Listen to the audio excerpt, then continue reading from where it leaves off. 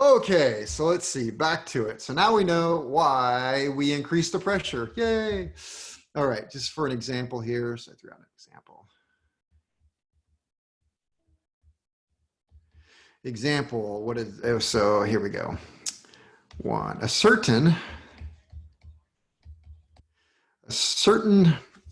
engine at 30 inches is 550 horsepower. All right, and remember, so note, comma, there is a 1 inch loss. So 30 inches is actually impossible.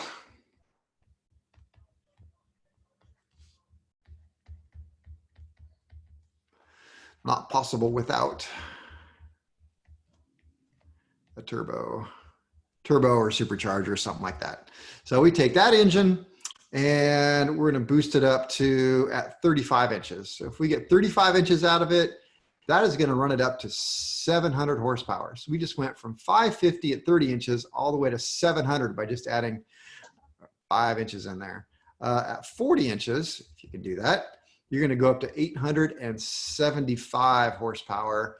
And if it was able to withstand 45 inches, you would be up at 1050 inches. So we went from normally aspirated, more or less, at 550 all the way up to 1050. There's more to that. We'll talk about that a little bit. You have some losses, especially if you're using a supercharger. So supercharger actually has to go much higher horsepower, and then you have a net result. All right, but we have some limits. So we'll say supercharging.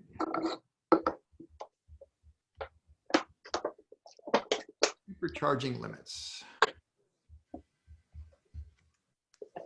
Kevin, you meant horsepower, not inches, right, on the 1050? Yeah, that's what I meant.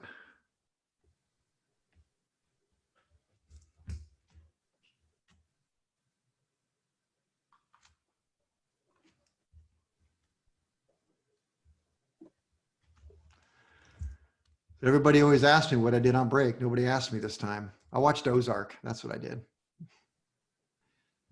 Oh, Seriously? that's a good show. Yeah. Scott's going nuts. You finish it though? I did, yeah.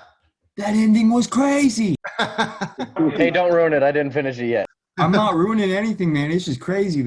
Yeah. What movie was it again? I enjoyed it. Scott, you should have left the bald spot only in the middle and just kept the side hair, man.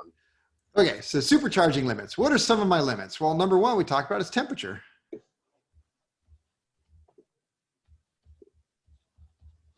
So it's going to be limited by how hot we can let the air is. So as air is compressed, the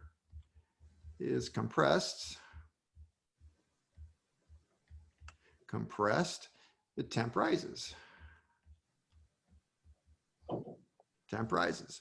And then we also know that as increased temp and increased temp means decreased efficiency.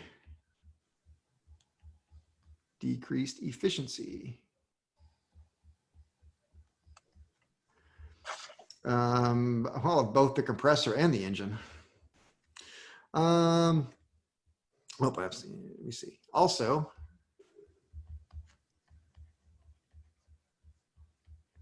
increased temp, and increased temp increases risk, pre-ignition, and detonation.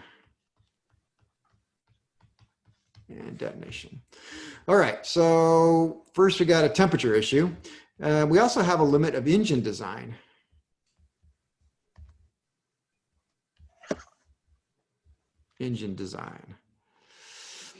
All right, so thinking about something else here. Okay, for a 710 horsepower engine to get to 1,000 horsepower. So I've got a 710 horsepower engine. And I'm thinking, you know what? I want 1,000 horsepower out of this thing. So that's an additional 290 horsepower. That's what I'm after out of this thing. Remember, I'm talking about supercharging, which means going over manifold pressure. But in this case, let's say I'm going to bolt on a supercharger, which is the belt-driven, gear-driven type thing. So something like that. It takes about 70 horsepower to drive a supercharger.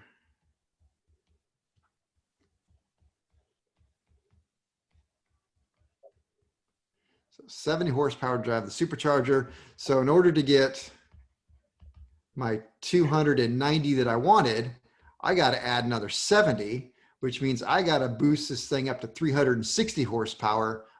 So additional 360 horsepower must be produced internal to the engine to get the shaft horsepower I want.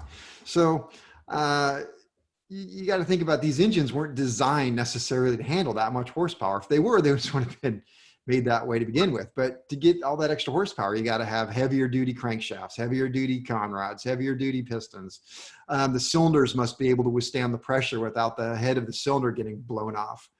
Right now, Lycoming, I think it's more Continental. They're having problems keeping cylinders together the way it is. So you can't just add a bunch of pressure and hope that the cylinder is going to stay bolted on. It's not. It could leave. You get a cylinder depart light, as they say. Isn't that better than wings depart light? The wing depart light. Would you rather cylinder depart light or wing depart light? Oh, either light's not a good day. All right, so let's go back and talk about each individual item. So let's talk about the internal supercharger. It consists of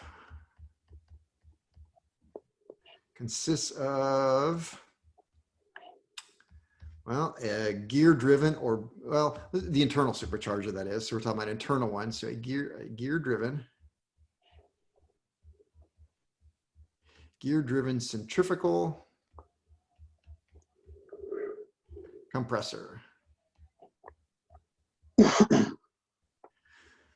and a diffuser.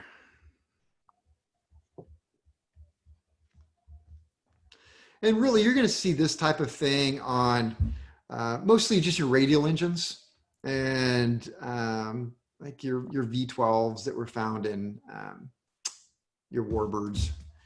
So the fuel air mix is drawn into the center of the compressor, is drawn into the center of the compressor, and thrown outward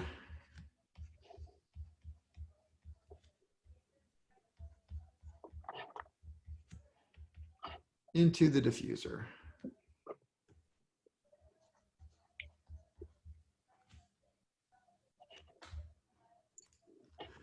And this is a good thing, because one, it provides a better fuel air mix distribution. So this provides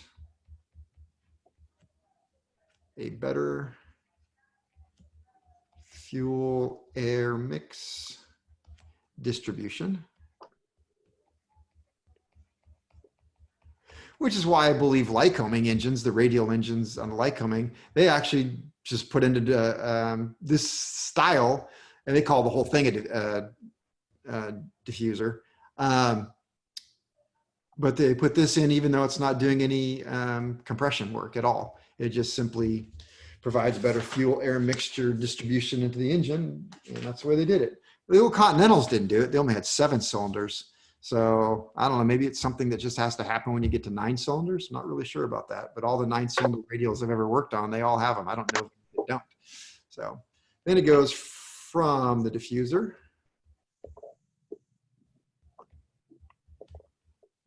to the intake pipes,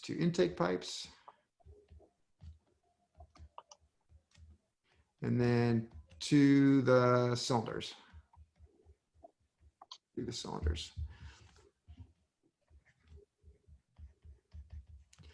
Usually mounted or built integral, really.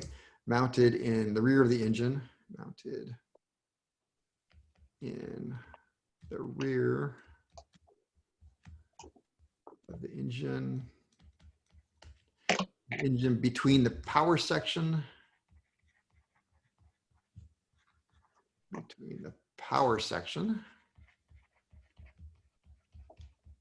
Remember, the power section is where the cylinders are. So between the power section, the cylinders and the rods and all that stuff. So between the power section and the accessory section. Power section and accessory.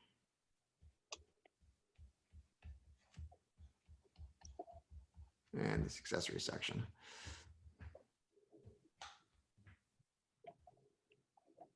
Now, what's kind of cool about these things, I never had a chance to fly one, but some engines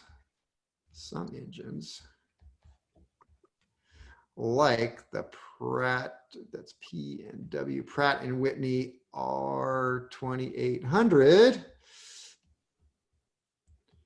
used a 2-speed compressor.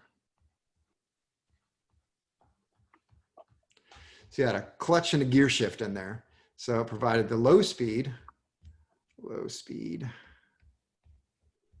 had a compression ratio of 7.29 to 1. And then you get in the need there. I was going to say something else. The high speed, it would go 8.5 to 1. So speed up just a little bit. To as much as, because they made different models, as much as 9.45 to 1. So boosted up quite a bit. So high speed, low speed. I thought the compression ratio was a constant thing. Okay. When I say the high speed as much as, to as much as, they would just gear it different. So you're absolutely right. It would be constant. So in this engine, you'd have 2 speeds. And let's just say my engine maybe had the, because I can afford one. I have the one that was a 7.29 to 1 in low and 8.5 to 1. But Jace, he's got more money than me, so he bought the super engine. He's got the low end of 7.29, but his high end is 7.45 to 1. So it just means that different gears in the accessory section that drive it. How many different planes have you flown? Not many. As pilot in command? Yeah. Not many. 5, 6 different type, all small. What about second in command? More. I never kept track, but honestly, I started losing confidence in a lot of the pilots I did work for, and so I chose to not fly with them. Just because they can afford it doesn't mean they're good at it. It is a fact. Okay. This last sentence gets us out of a lot of work. By that, I mean in class time. So we got all that. So because the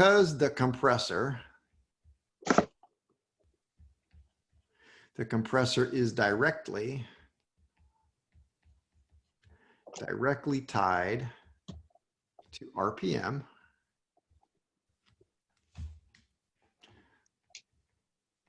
there is no need for additional controllers.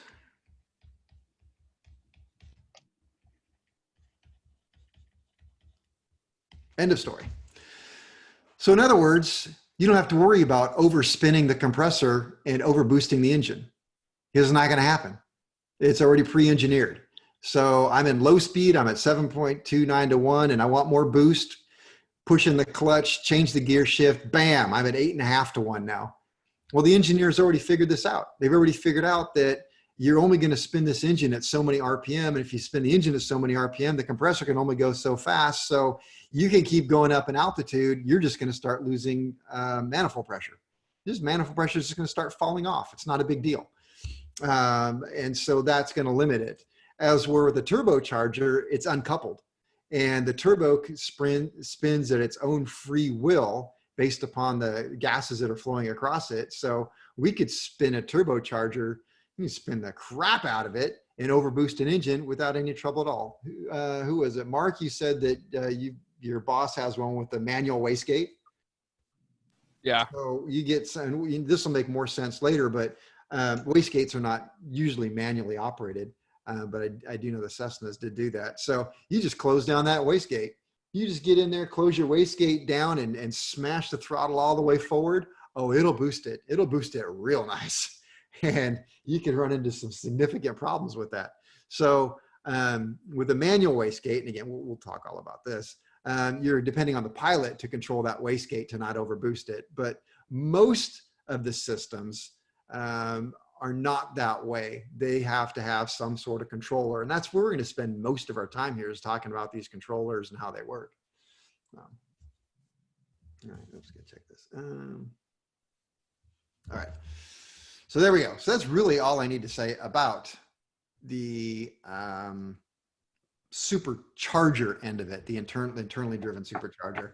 I could go into the external, but like I said, I've never seen a factory produced external supercharger. I have that one picture, and that's pretty rare. I've never actually seen that in real life, and I'm not aware of any factory aircraft that do anything like that. Did you say that one of the engine manufacturers has an internal supercharger just for the fuel air mix? Lycoming, there are 680. That was the radial engine. That's the only reason they have it? Yeah, it doesn't boost at all. So the supercharger is a 1-to-1 ratio as far as air. Whatever comes in, as far as I know, maybe I'm completely wrong on that, but last I checked, that's the way it was. It's not a boosted engine. Just distribute the fuel air mixture. So all right, so now let's talk about the big turbocharger.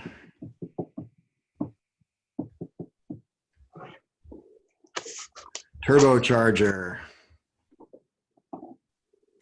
It is an external compressor driven by a turbine wheel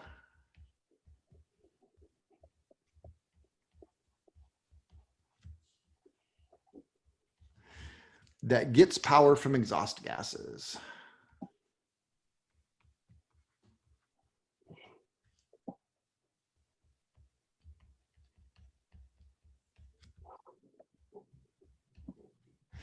From gases. You know that most airlines have a turbocharger? Yeah, their whole engine. No, well, yeah, their whole engine. They literally have gigantic turbochargers in the belly of the aircraft, and they use them for air conditioning systems. And I don't know what makes me think of this, but I guess every time I get around to this, I think about that. So when you guys get into cabin pressurization and control systems, you're going to learn about an air cycle machine. And an air cycle machine uses a turbocharger, a large turbocharger. And what they do is they run hot gas, they take bleed air off the turbine and they run it down. Most of these are in the belly of the aircraft. They run it down to this big turbine wheel. And all they're doing is they use this, hopefully it doesn't confuse you about stuff later, but they blow this hot air across the turbine wheel and then run it off to intercoolers. But the whole point behind running it across the turbine wheel is simply to do work. And so when you do work, you lose heat, right? You have so by doing work, it makes the air colder. And that's all they're doing. And so you think, okay, well, that's what the turbine, what does the compressor do? Hey, the compressor's just there to give it something to do. It actually compresses air and you throw the air away. You don't need it. You know, they could have just as easily tied the turbine wheel to a disc brake and applied half pressure parking brake to it, you know, but that would eventually wear out the brake pads and stuff. So they just took a compressor on the other side, and it's funny. You just watch it. It's like, okay, the compressor, you watch, the air comes in, gets compressed, and you throw it overboard. Like, wait a minute, you just sucked up air, compressed it, and threw it overboard for no reason? Yeah. Well, why'd you do that? Well, just give the turbine something to do. So it's exactly what it does. So I guess I tell you that story to tell you that, you know, these turbines, they can do a large amount of work. And when they do, there's a heat drop across it. Not that that matters here, because the turbo is very, very hot on what we're talking about. So basic operation.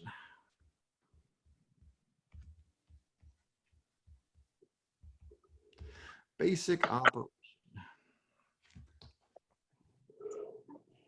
All right.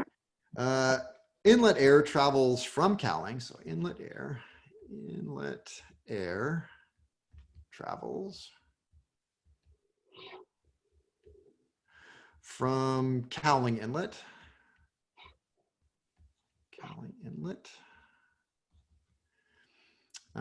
through the air filter,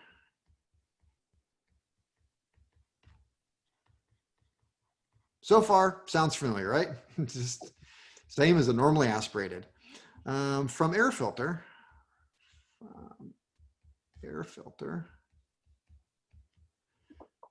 into compressor.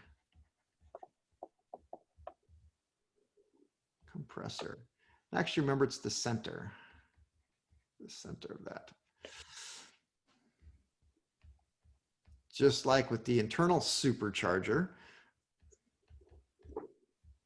air is pressed outward. Outward by centrifugal force.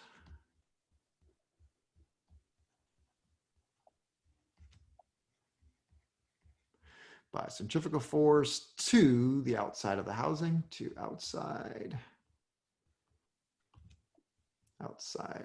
Not the outside of the housing, but, you know, it's inside the housing, but to the outside of the inside. To outside of housing. Outside of housing and compressed.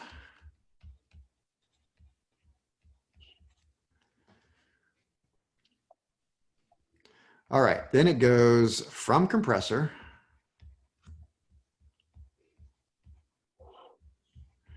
through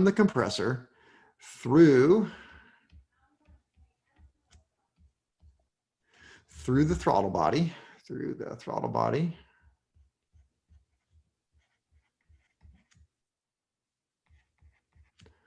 or the fuel control unit, if you like.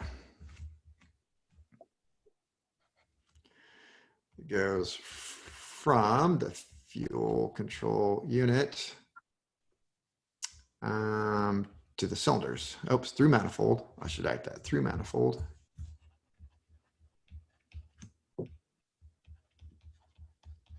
Intake manifold, to be specific. Through the intake manifold to the cylinders.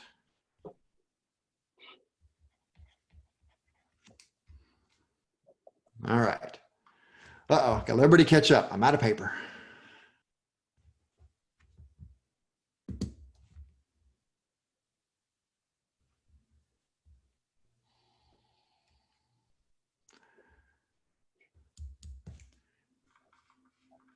Let me see. Oh, there's Eric. Eric always lets me know when to move on.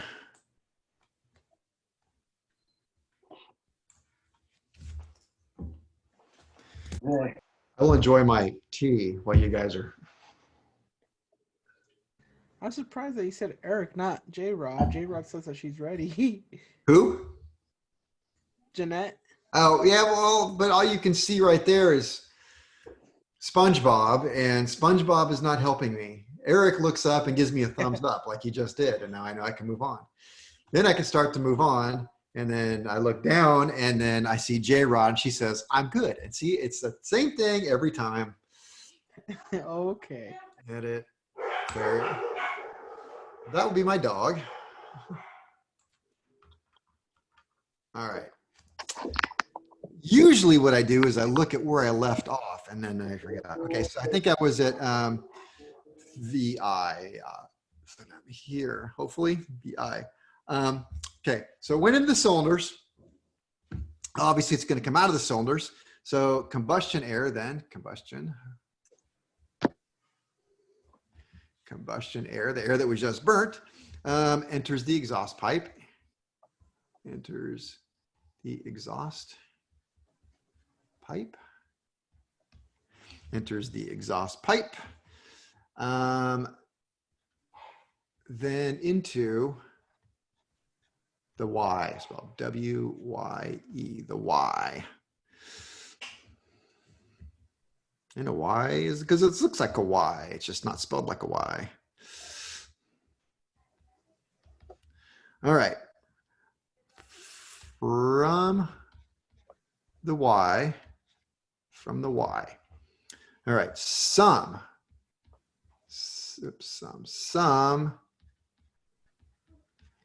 exhaust gas flows over the turbine. Some exhaust gas flows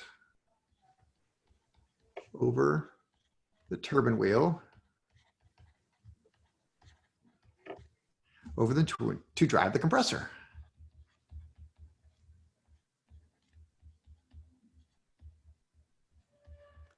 So as you can see in this scenario, no air gets to the engine unless it first passes through one side of the compressor, the cold side, and then comes back around and goes to the hot side of the compressor. So that same molecule of air is going to hit the turbo unit twice, once in and once out, if I left it at here.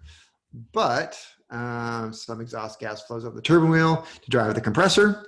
And then out, then overboard, then overboard, then overboard. And then we'll have to add this because I said some, oops, sloppy. And the remaining, that's the gas that didn't go through the compressor, the remaining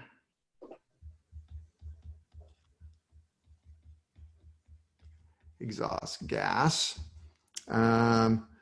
flows out the exhaust pipe, or out the Y, I should say. So it's got a choice there. It's going to go one way or the other.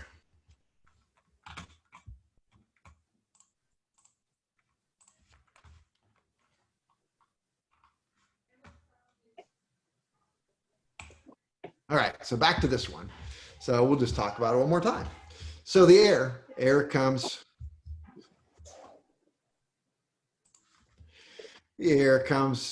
through the cowling, through the air filter, through the intake, to the compressor wheel.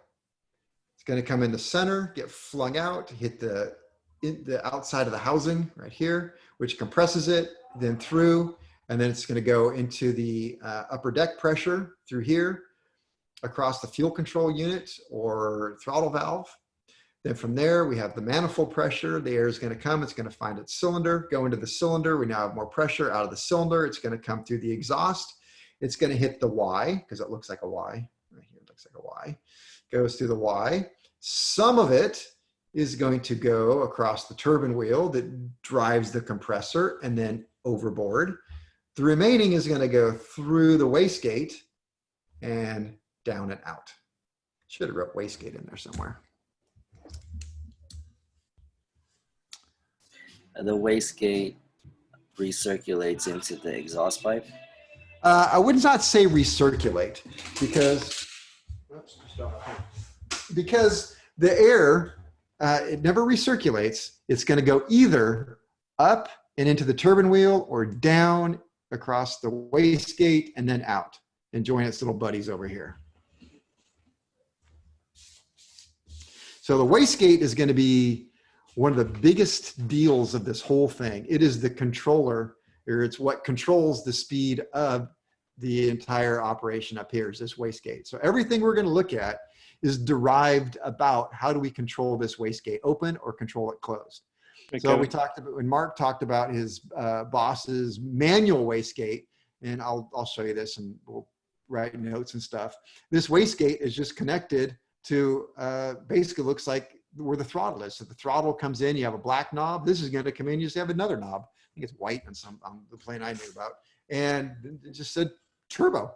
And the more you close it, the higher the manifold pressure goes. The more you open it, the more exhaust gas goes this way, and the lower the manifold pressure goes.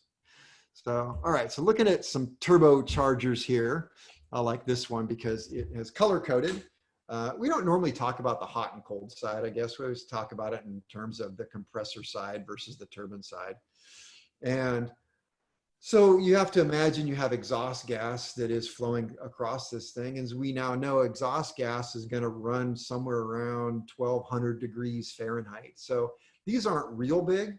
So you got 1200 degrees right here tied to this shaft going through here. So you know that this is a hot bearing in here. Because if this is 1200 degrees right here, this isn't a whole lot cooler running through here. And it's if you look at it, you should be able to tell what kind of bearings they are. And they look like plain bearings to me, which means if they're plain bearings, they got to be fed with oil. And yes, turbochargers depend upon oil supply. It's a big deal. Actually, engine oil plays a huge part in how turbochargers work.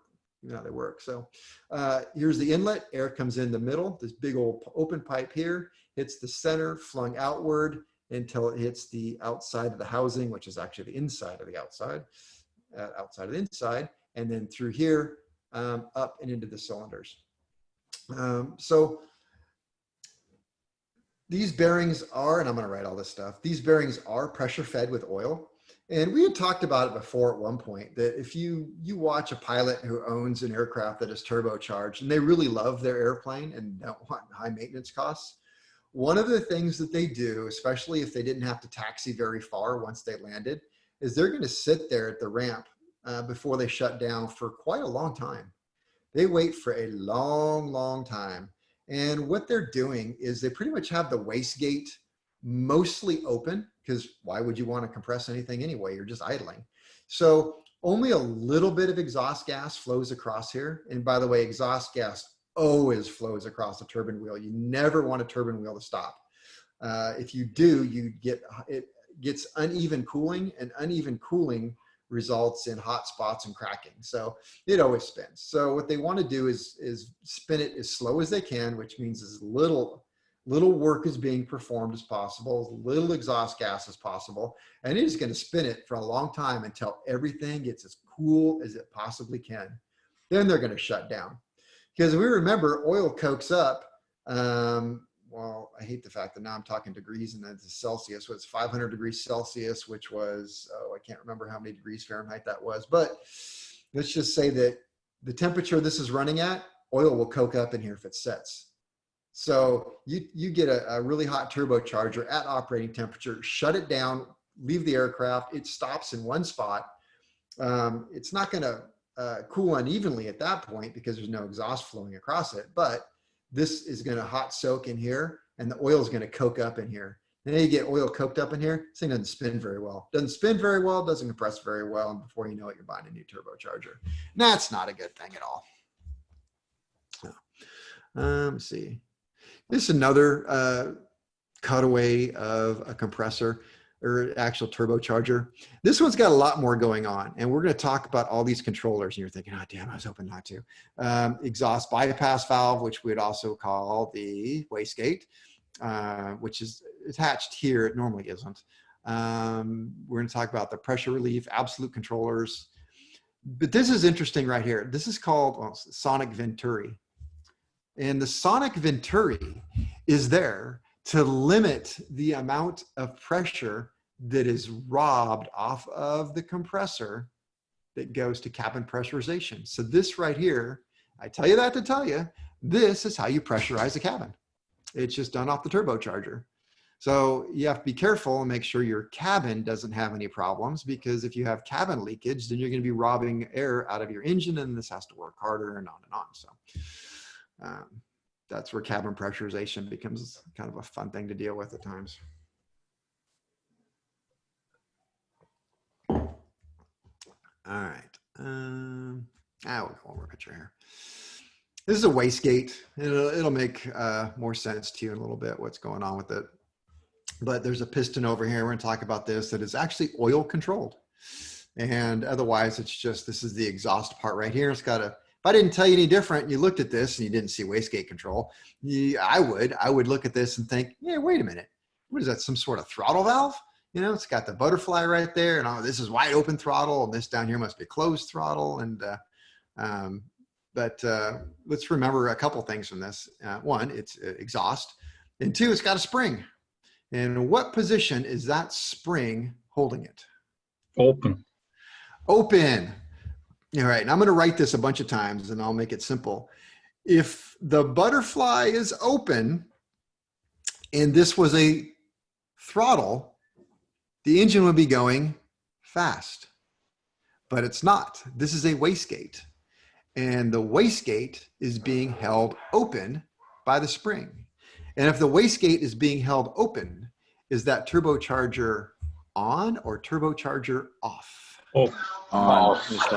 Off. Open. So I'm going to write stuff like this. Open equals off and stuff like that. So try and bring it down so that we don't have to remember too much, but we can keep it. I thought it's always on. It is always on. Just remember, yeah, I tell you that to remember. It always does turn to a certain amount, but off means that it's really not compressing. It's just turning at a slow rate. How about that?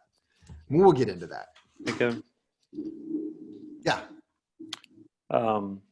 Is a wastegate always manual, or it could be automatic too? Very rarely are they manual. Very rarely. Okay. Of all the planes that I ever dealt with, I only saw one airplane, and it was a Cessna 182 with the Lycoming in it, just like Mark mentioned. Probably the same plane. Probably isn't. But that's the only one I'm aware of that has a manual wastegate. And I'm going to show you manual wastegates and stuff here. Aside from the manual, the only other one that was weird is the Piper Seneca. And I don't know of any other ones but the Piper Seneca, where they had a fixed wastegate. Didn't open, didn't close. It was just a big bolt sticking in the way. And they said, okay, if we put this bolt in and we turn it to this point right here, that will work out great. And that's how they did that one. All the rest of them have different controllers with names that are designed to confuse you and make your life miserable. But I'm going to try and make it so that it's not that way. And we'll focus on the ones that we need to and just kind of talk about how other ones. But once you understand how they work and what you're supposed to do and what you're not supposed to do, these systems really aren't that bad. The maintenance isn't horrible on them. And I rarely had problems with these things. It's I guess that's worth mentioning that it's funny. Yeah, I'm not teaching pressurization, but it ties into pressurization in a way because you're using the turbo controller. And I remember I did this class one time. I don't remember where it was, but it was about pressurization and stuff. And the guy kept saying it's hardly ever the pressurization controller. Everybody rips out the pressurization controller. Everybody sends back the pressurization controller, and it's never anything wrong with it. We're rebuilding them left and right, and there's never anything wrong with them. So when you have a pressurization problem, always look somewhere else.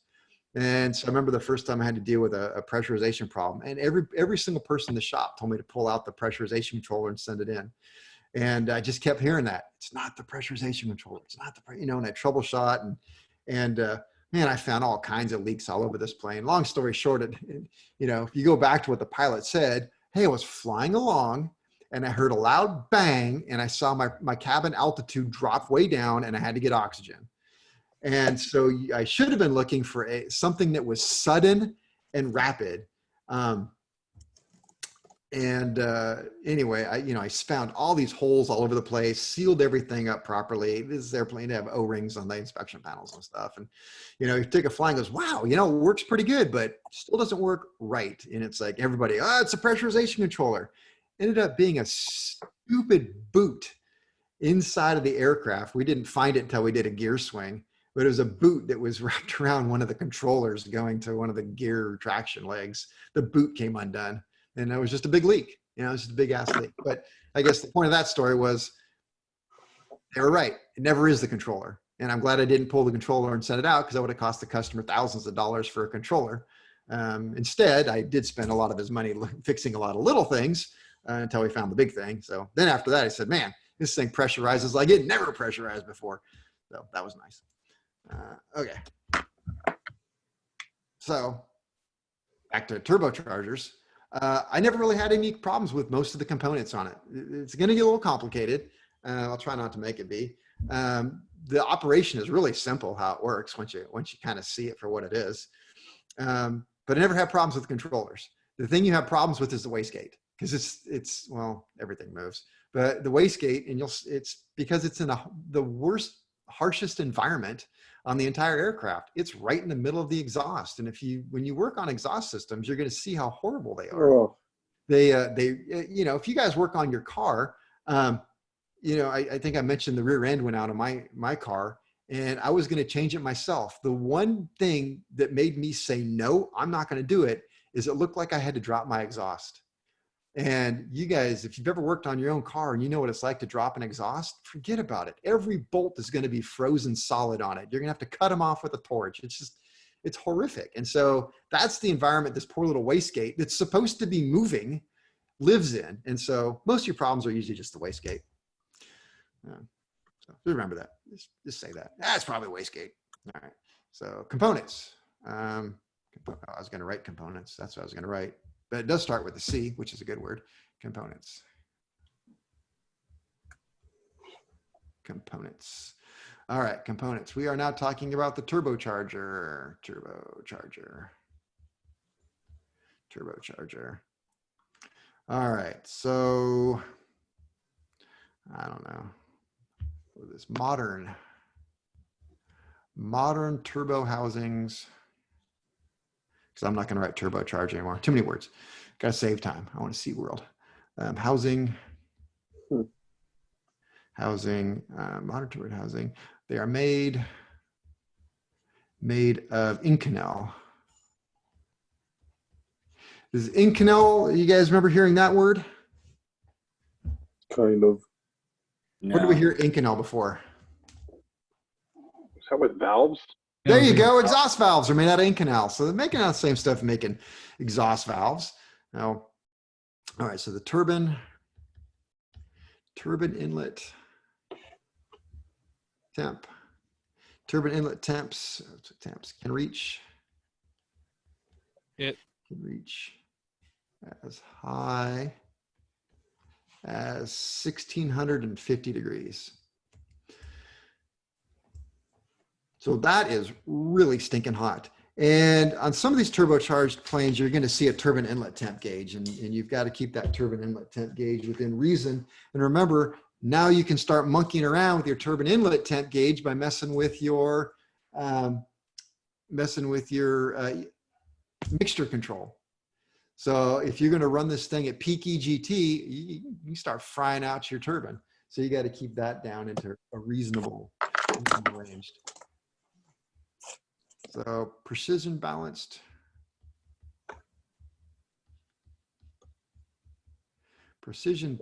rotating shaft with a radial flow turbine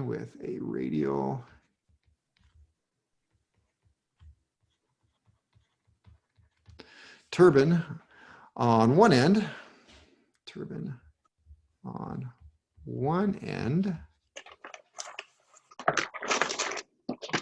Stephen, why is it always you making so much noise? It's when I flip my notebook. Oh, it's all right. I fixed it on one end, and a centrifugal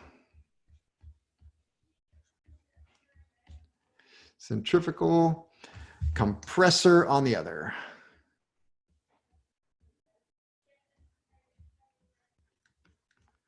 On the other end.